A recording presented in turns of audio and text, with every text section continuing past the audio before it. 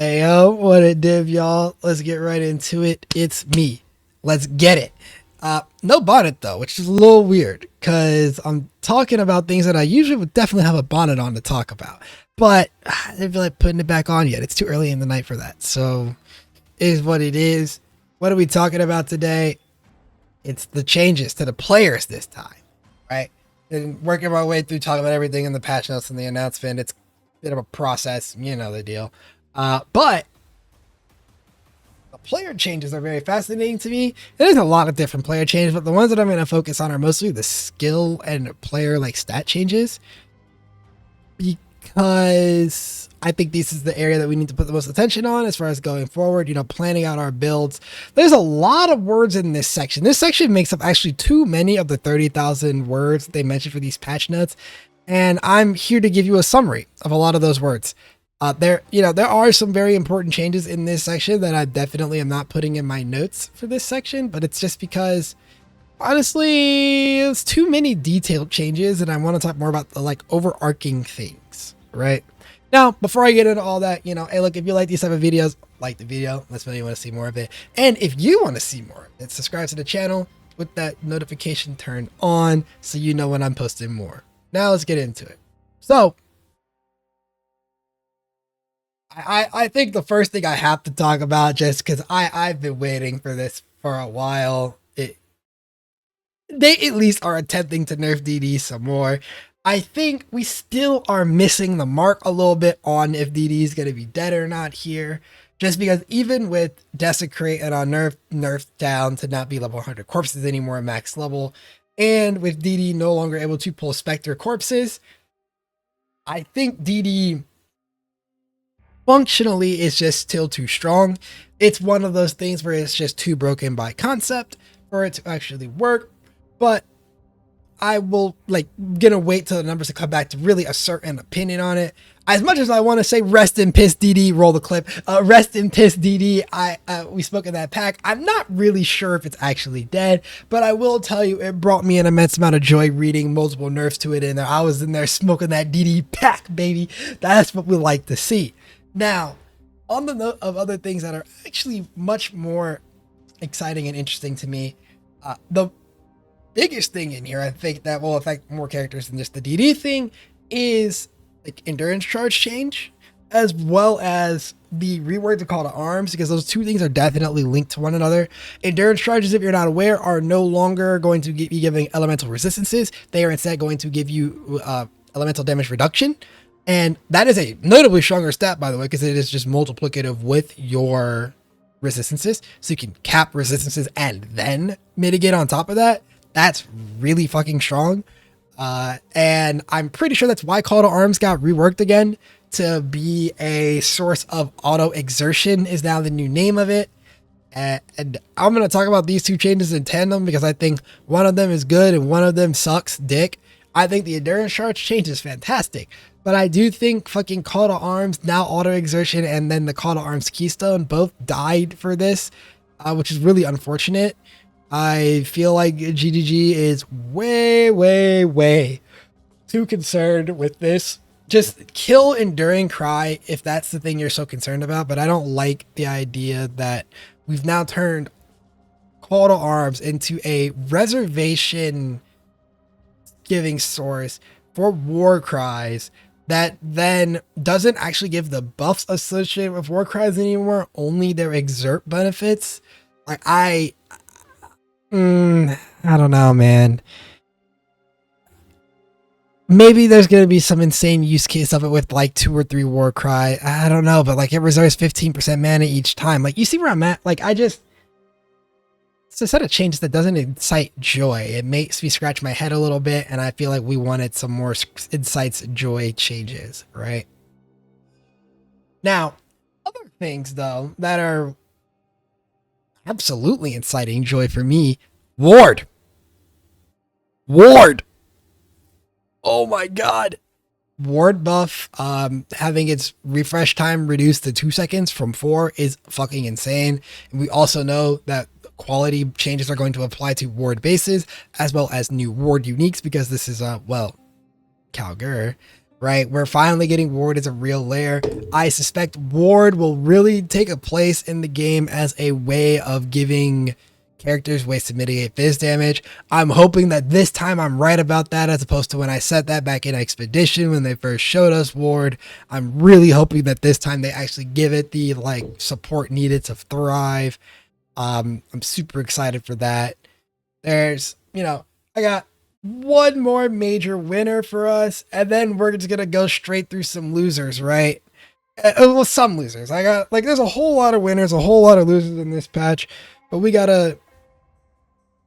I'm not doing a full rundown of everything. I'm mostly giving some thoughts on just like trends that I saw in the patch notes. One of the big trends that I saw in there as well is that we got a lot of wand buffs, which is just hot. I like wand buffs. I like them a lot. The skills got buffed and all that stuff. This always feels fantastic to see. Now, let's talk about some things that got hammered a little bit. Some things that I don't particularly know if I agree with or not, but we got to talk about it real quick. These are very important nerfs to be aware of, right? Don't take these nerfs and hear them as I can't play these things anymore. Just be aware of their existence, because it is going to change a lot. So, number one, let's talk Hatred and Herald of Ash. Both of these reservations lost their percentage more to the regular damage type line. So percentage more cold damage and percentage more spell fire damage from Hatred and Herald of Ash respectively. They both caught a fairly large nerf in the sense that those lines are removed, but the percentage fizz as extra has been buffed to compensate. And I partially agree and partially disagree with this change, but I know why it had to be done. Unfortunately, this change is 100% due to the way that conversion works in the game. Conversion is an incredibly broken stat in PoE that always has a way of overshadowing how things scale in this game when you really get into the details and the nitty-gritty of it. And so, as weird as it is to say that there is no longer a percent damage cold or percent damage fire reservation, now those two reservations are just dedicated to be these reservations instead. I think it'll be okay because they still should be fine with just the numbers that they gained in the process of this nerf.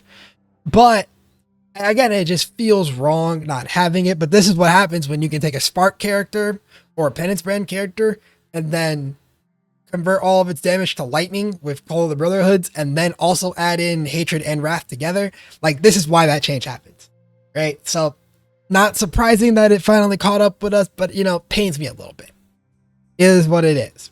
I also would like to see an adjustment to Lone Messenger, the Keystone cluster notable, because it was designed around Herald of Ash pretty much being this all or nothing thing. At least the buffing side of it, the minion side of it I saw was still doing pretty good, but the buffing side is now very, very lackluster. So I would love to see that get changed. Now, the next big thing to talk about is the leveling changes that we got. So if you were reading, remember I mentioned earlier that the skill section just had way too many words out of the 30,000 words that were in the patch notes in it. That's because most of the words are insert spell gem here lost a percentage of its added damage effectiveness at level 1 up to go back to its normal amount at level 20.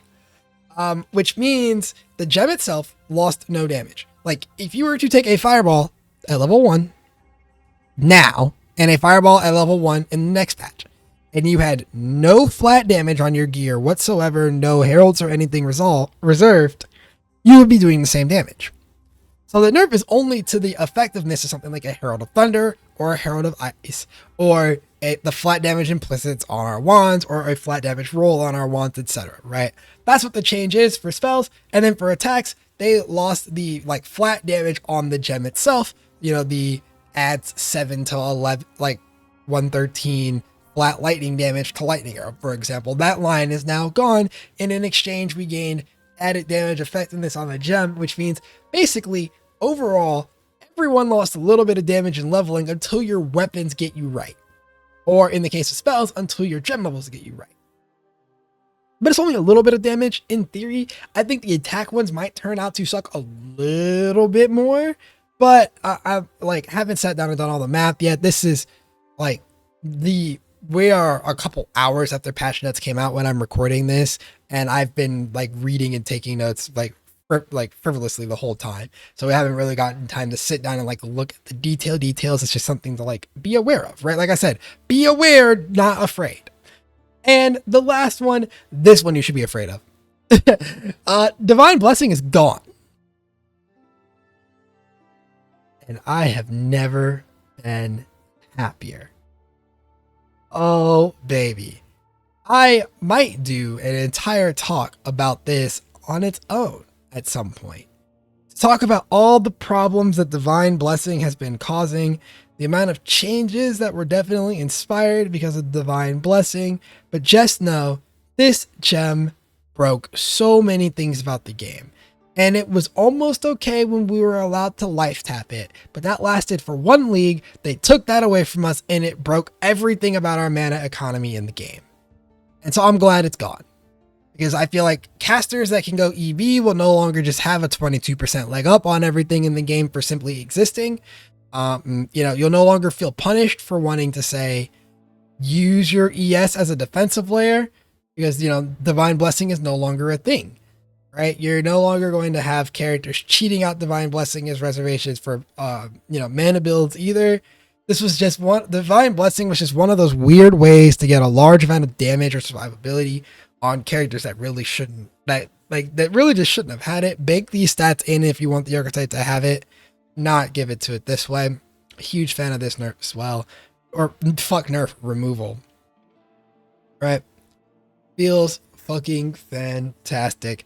And that's all I really want you to know about, at least in this early run through, right? Like I said, this is an early run through because I've thought after thought, we're getting it run through.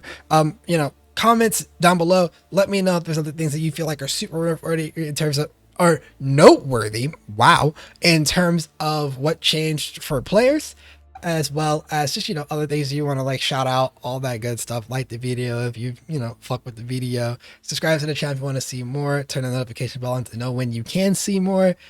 In the description, I've got a Twitch and a Discord for you to come see me live and come hang out in the Discord, as well as, thank y'all for watching, right? And I will see you in the next one. Peace.